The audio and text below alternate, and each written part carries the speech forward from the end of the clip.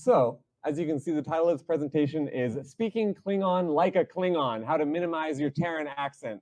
And by Terran accent, I really mean an English speaker accent.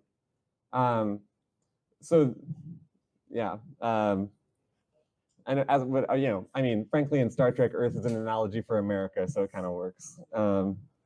So I have some caveats to start off with. First of all, is I am not a linguist. I took half of a linguistics degree, but there's probably a few years ago, probably some things I either misunderstood then or misremember now.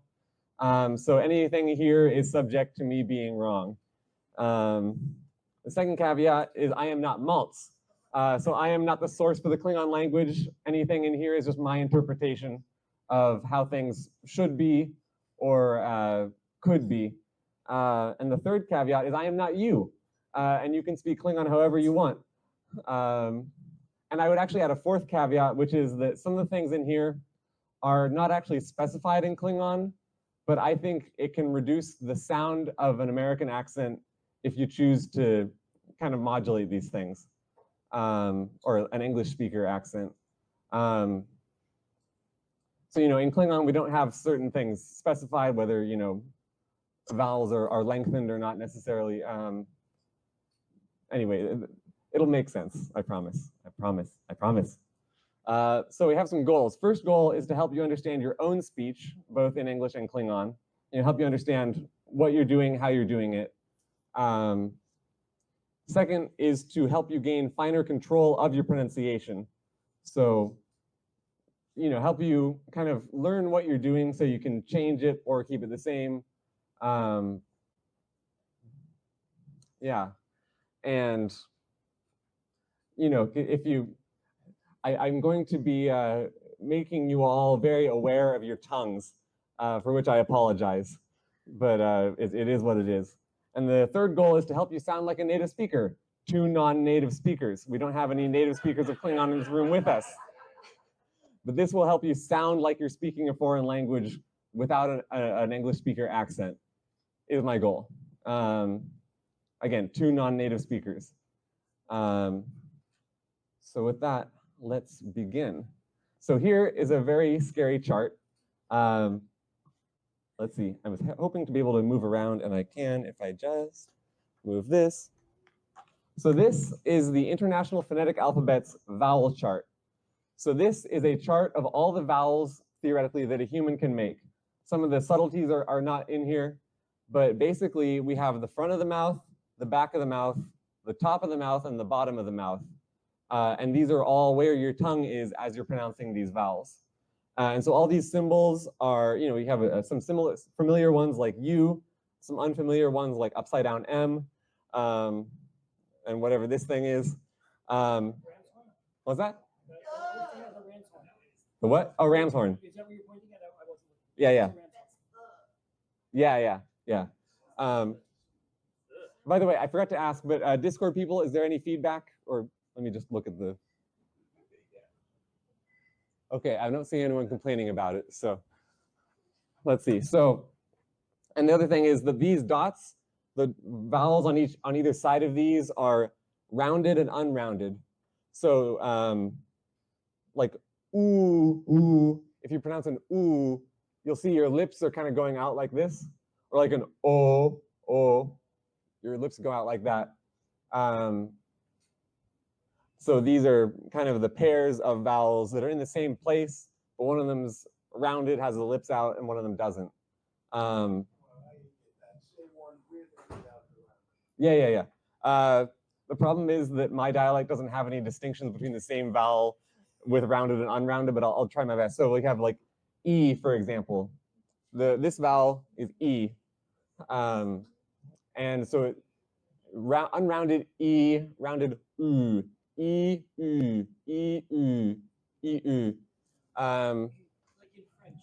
Yes, like in French. That Y is a sound in French. Now you may be thinking this is kind of confusing, it's just a chart. So I've actually taken the liberty of creating a diagram. Now, you may find this hard to believe, but I actually drew this all myself. So here we have I know, right? So here we have basically this. Here's a vowel chart situated within the mouth. So we can see, and I'm actually going to lead you through some exercises here, because you see, here's the tongue, and the tongue will go forward and up, back and down, and forward and down. So if I could have everyone say e, ooh, ah, ah, ew, ew, ooh, ah, ooh, ah, ai, ai. All right, now we're going to do a full circle. E-Y.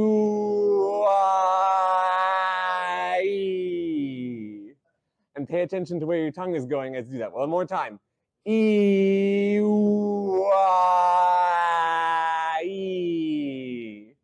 Very nice. Give yourself a round of applause. So I'm going to describe some of the vowels and how they are in the mouth. But just take a moment to breathe in this beautiful work of art. No, I did not. Yes, I did. So here's the chart again. You can see in more detail. And here are the vowel sounds in Klingon, the simple vowel sounds of Klingon. So we have u, of course, o, a, e, I. Now these are my interpretations. They seem to match with what I've seen of IPA transcriptions of Klingon. But the problem is that we all speak different dialects. And those dialects often have varying vowel sounds. That's one of the things that changes the most in dialects is vowel sounds. So I am going to teach you some things about how to make sure that you're saying it in this kind of pure form. And this is part of where we don't have a native Klingon speaker. We don't know if they might pronounce it slightly more over here or this one slightly down here. Or, this is the information we don't have, but this is, if you want to sound like a real foreign speaker, one of the best things you can do is modulate your vowels. So let's start off with the Klingon I. So this is the IPA symbol. This, of course, is the Klingon romanization. And I got a little. Isn't that nice? I put this little thing in here. So that's pronounced like sit, not seat. That's the example I like to give, or that's the example I put in here, frankly. And this is actually usually pretty easy for English speakers. A lot of languages don't make this distinction.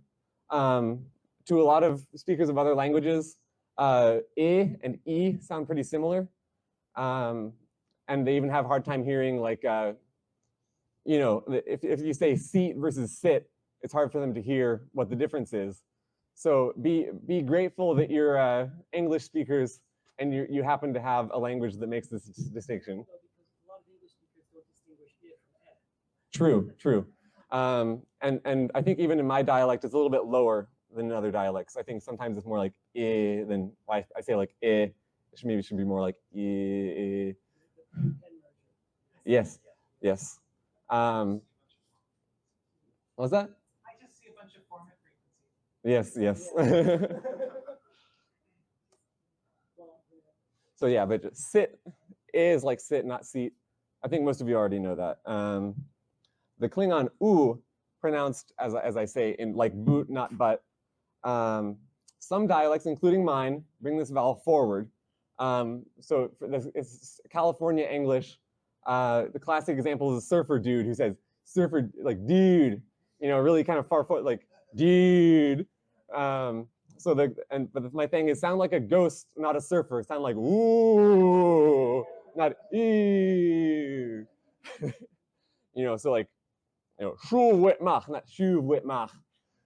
So this is honestly mostly for myself because I don't think a lot of other people are from California, but it's there. Let's see. Well, yes, but I think other people say it too. The dialect, the other people speak, but I also speak. But I appreciate that. Okay, let's see. Next is oh, pronounced like robe, not rob. This is a mistake I see. What was that?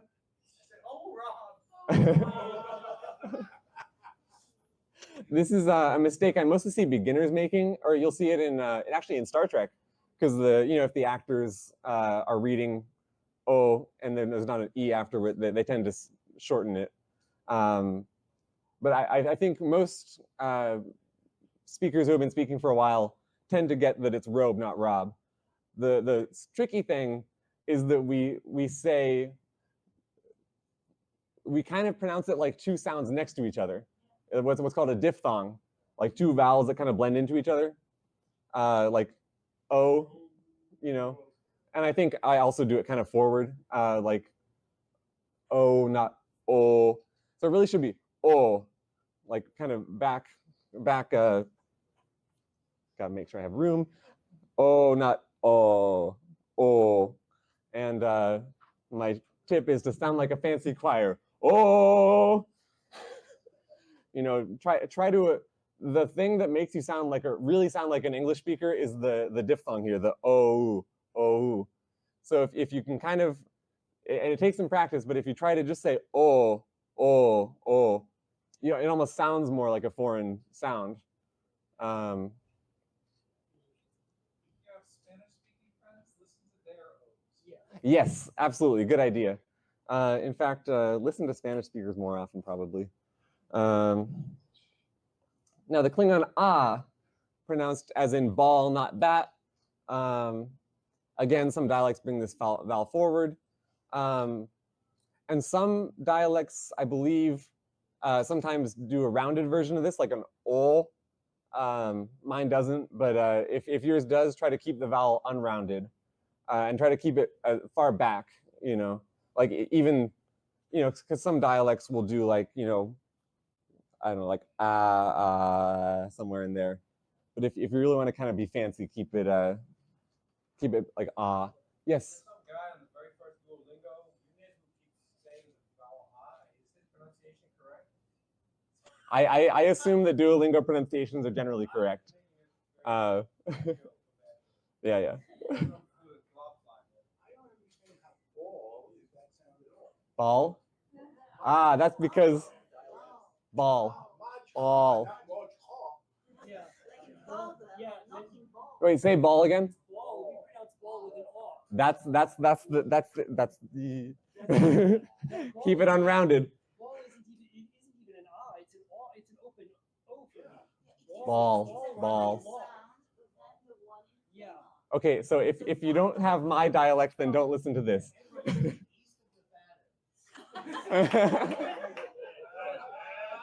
Okay. Remember when I said I am not you? Okay, pronounce it like I pronounce ball. How about that? Ball. Yes, like father. Father's a better one, probably. Hold on.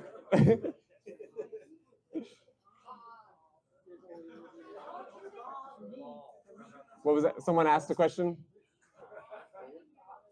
Ball.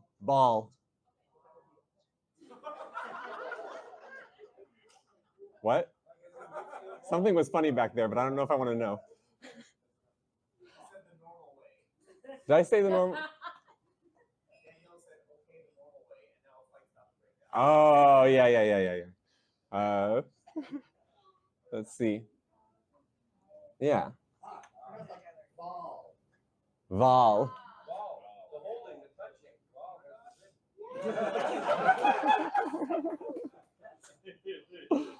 Okay, and last we have the Klingon E, well, the letter E, eh. Now this is pronounced like red, not raid. There's a, what's that? Yes. At least, and again, all these is to make it more accessible. The problem with making it accessible is that you end up being imprecise. The phoneme in English is classified as dress. Yeah. So I've noticed sometimes people will pronounce it like this, like a. That's called dress raising. It has nothing to do with what it Okay. sounds. And I think. That's also very much a California thing. It's another one of those fun relations of Mm. Yeah, Californians definitely raise a lot of the Dress. Must be a different part of California. Yeah, At least I think that. Yeah. LA. Yeah, they see they're trying to be like Northern California, so they keep raising their vowels. You know, they're jealous. They hate us because they ain't us. So this is what I call surprisingly Englishy. You know, you kind of almost want to make it sound more foreign, but it is just like, at least for my dialect and a lot of other dialects, it is just the same vowel as red. And I apologize for all international or non-native English speakers who are watching this. This is kind of English centric.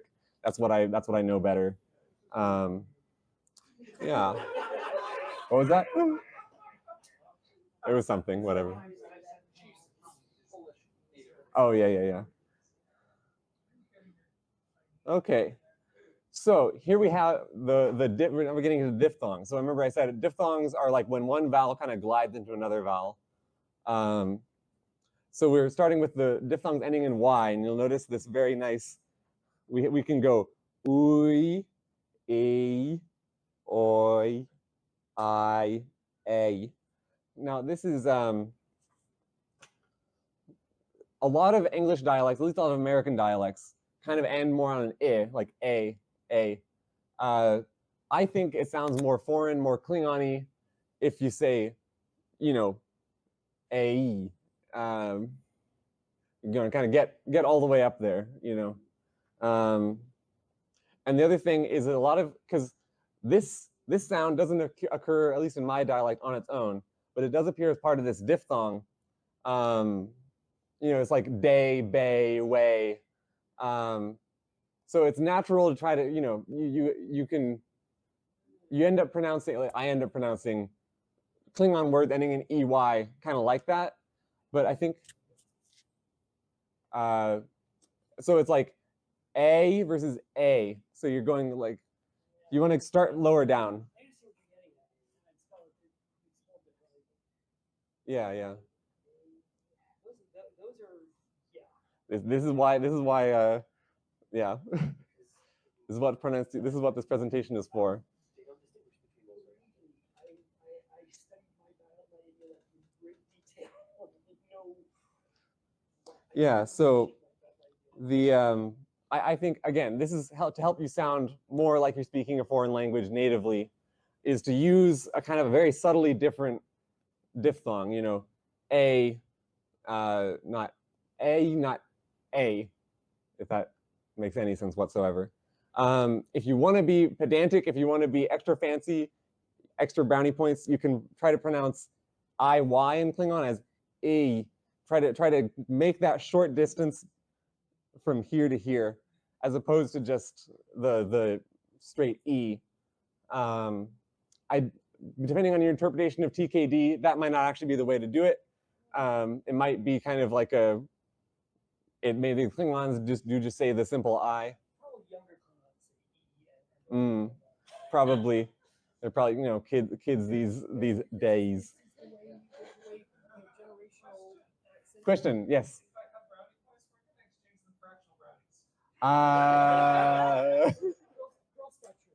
Yeah, I'll get back to you on that one. And you know, the same advice applies about, you know, u, o, a. Try to keep them far back. And yeah, now we get to the W diphthongs, the diphthongs ending in W. And there aren't as many of these because you can't go from O to U. Oh, and I should actually explain. These two letters, they are vowels, but they can also, they're very similar to the consonants, like a y consonant, like the consonant that we say in English as Y, is almost kind of like that vowel acting like a consonant. And so, you know, in Klingon, it's written using the consonant version, but you kind of, as in the IPA, I think it's usually written as a diphthong with the vowel form. Rising diphthongs you would write with the consonant glide. Oh, okay. And falling diphthongs you would put the consonant at the beginning. Okay. So yeah, because otherwise, if you use vowels, you can't tell if it's rising or falling. Well, unfortunately, I already made the presentation, so. And then, you know, oo is kind of like a W sound, but, you know, a W sound is kind of almost like an oo sound as a vowel. You know, if you try to say like a W followed by a U, woo, you kind of like your mouth stays pretty much in the same place, or at least like if it's the kind of the pure Platonic form of these sounds. Yeah, so go ahead. Yeah, yeah. Mm-hmm.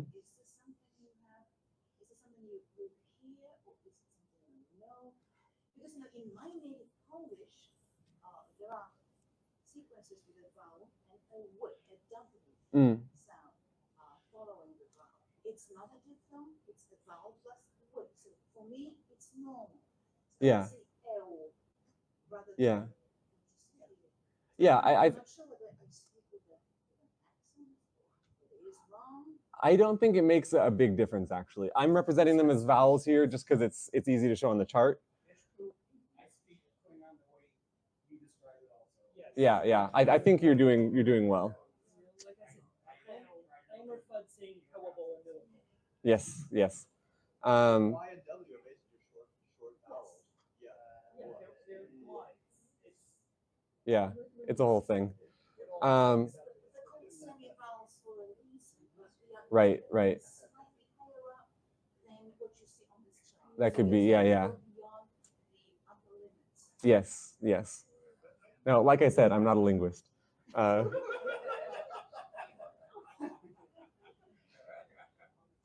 Let's see, but so the same thing with the other diphthongs is, you know, I think it sounds more Klingon-y if you say ew, not ew. It's kind of, it's less natural, or at least for me as an English speaker, to say ew than ew. And then of course, ow. I notice people, a lot of times people say ow, you know, because that's a sound that we hear in English. But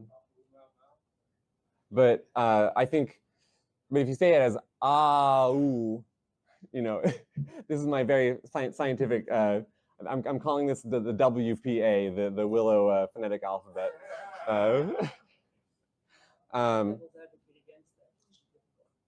Yeah, yeah.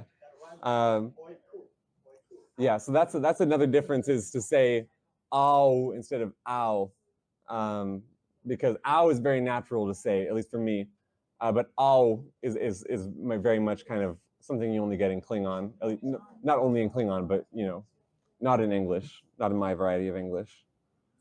So now let's talk about some consonants. And I promise there will be just as many mistakes and ambiguities and unclear elements as there were in the first part. But so here we have a cross section of the human vocal tract with some areas labeled.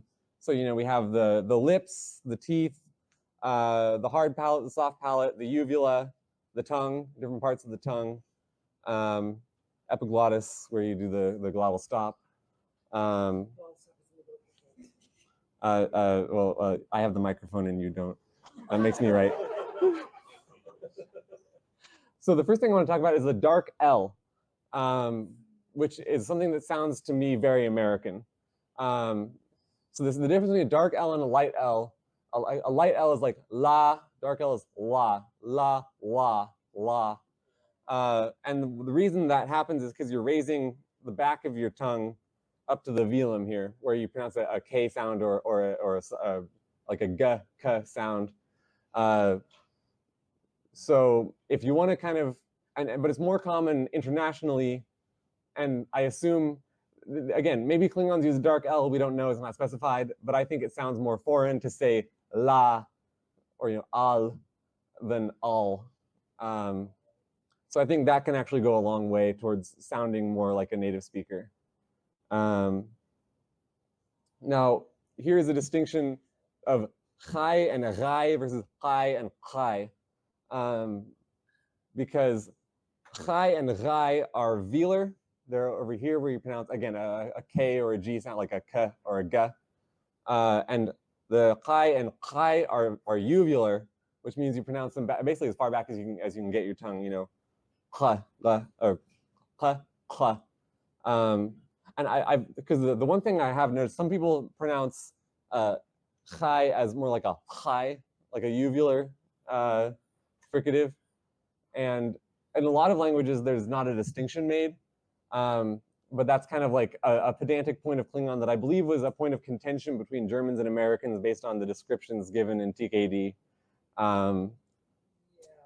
But yeah. So that's just something to keep in mind. I mean, obviously, no matter how you pronounce it, you're not going to sound like you're speaking English. So it's not as much of a not speaking like an English. But it's, you know, a subtlety that you can keep in mind. Now, here's a tricky thing. And, you know, what if I can't trill my R's? You know, what if I can't make a R sound? What if I have to, you know, what do I do? And I would recommend, if you want to, do the next best thing, which is to tap your R's. Ara, ara. And if you think you can't, you probably can. Unless you're British, maybe you can't. I don't know. Nothing inherent about being British, just a dialect thing. I have nothing against the British. Well, I have anyway.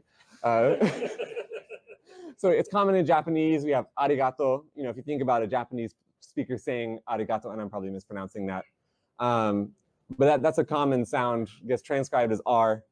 And it sounds very similar to the trilled R because it's basically like if a trilled R is repeating the same movement, a tapped R is kind of doing the movement once. So ara, ara. What's that?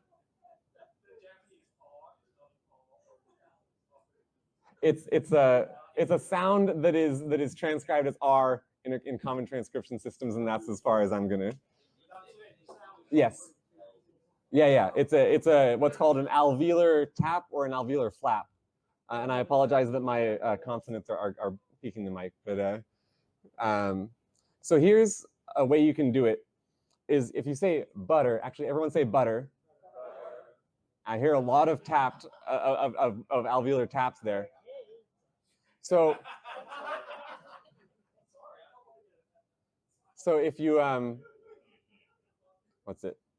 So if you want to pronounce a Klingon word with an R, a way you can start is say like, okay, so there's a name, and I gave an example, this example in the beginner class, the name Kurak, which is the name of a scientist. If you can't say Kurak, you can try saying, like, imagine it has two T's instead of an R, like Kurak, like butter, Kurak, you know, Kurak. Actually, Alan, would you mind if I put you on the spot for a moment? You would, that you know you wouldn't mind? No, I wouldn't mind. Okay, so if you could you say butter? There you go. Yeah. So can you say Quuttak? AQ. Anyway, hold on. This is better if I have a. See, I should have gotten the dry erase pens beforehand. Was that? Yeah. If I can get the microphone all the way across the room, and actually, you're getting some real quality entertainment this afternoon. I'm gonna bottom right. I'm gonna take a moment to use a more primitive form of technology. Yes. Can the camera not see it? I'll move it over. Okay.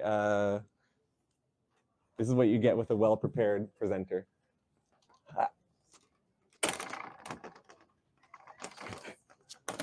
How's that? Hold on. There we go. Okay. So try if you all say butter, karak, karak, karak. Like try saying the T's, you know, karak. Yeah, but probably the T's there, we see T's and we say kutak. It's not helpful. But imagine you know the word already, you know. It's a little Karak. Oh, yeah. So the name given is Kurak, and in Klingon it's so this is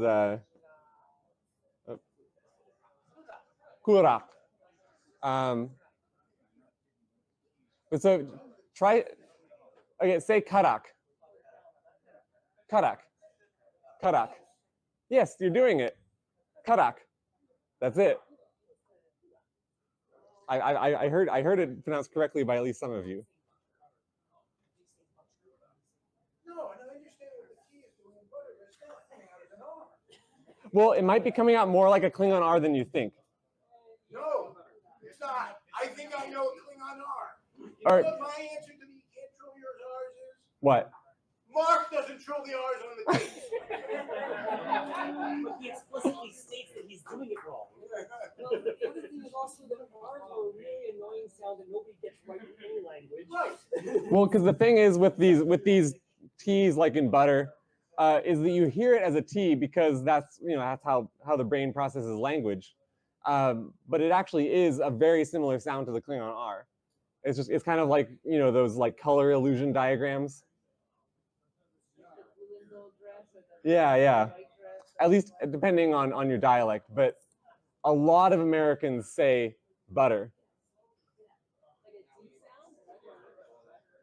That's yeah, and butter.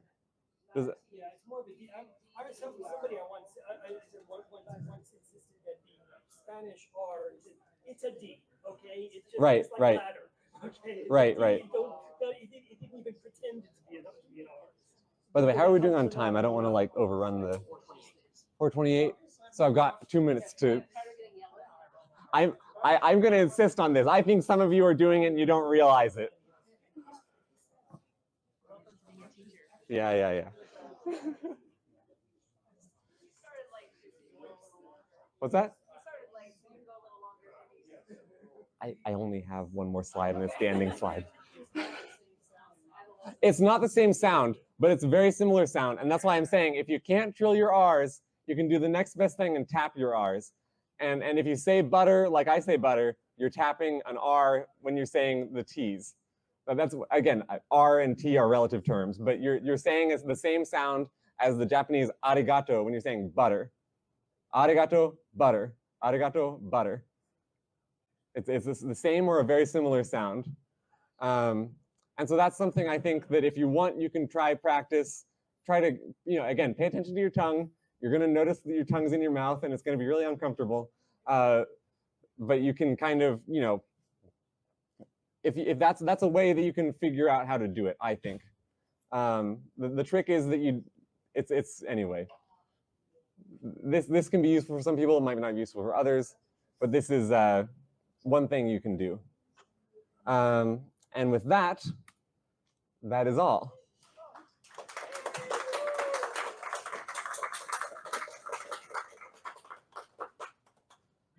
Does anyone? I have one question. Yeah. Going back to the I. Yeah. I didn't understand the sound you were making with the I. I thought the I is silent. Which I I? don't hear an I at all when I say I. When you say what?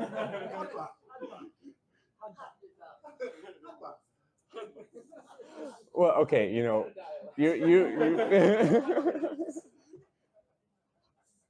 I guess that's the other thing is if you're really a fluent Klingon speaker, maybe you're not going to pronounce all the consonants and all the sounds as enunciatedly as we as learners do.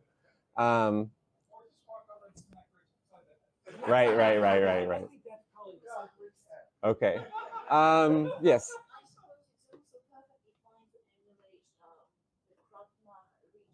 Oh, absolutely. Yeah. Oh, yes. I should be clear. This is all Tahol. I'm not going. Yeah. And who? Oh.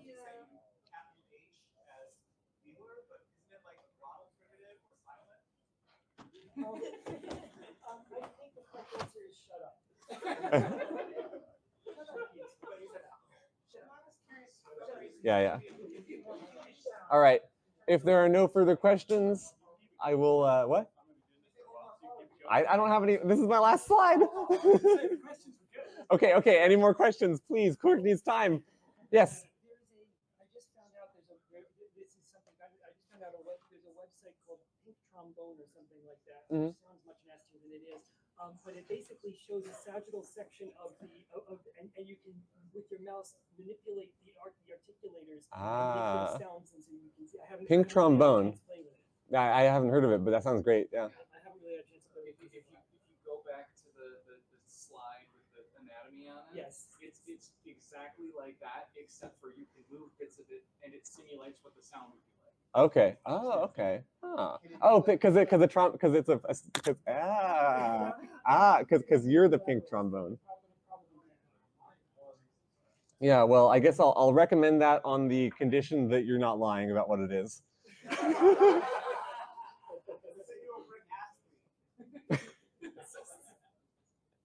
All right. Any other questions? Comments? Concerns? People have plenty of comments, but yes, go ahead. Yeah.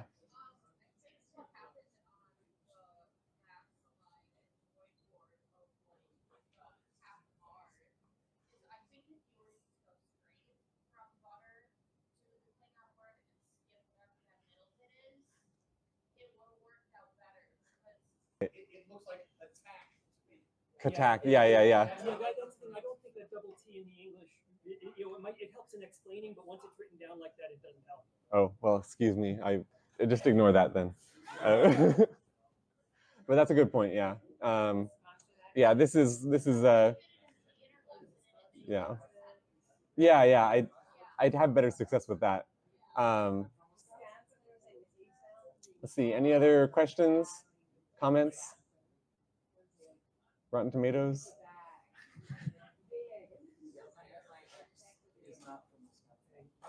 All right. Well, I think I will call that done then. Thank you all for listening. And yeah.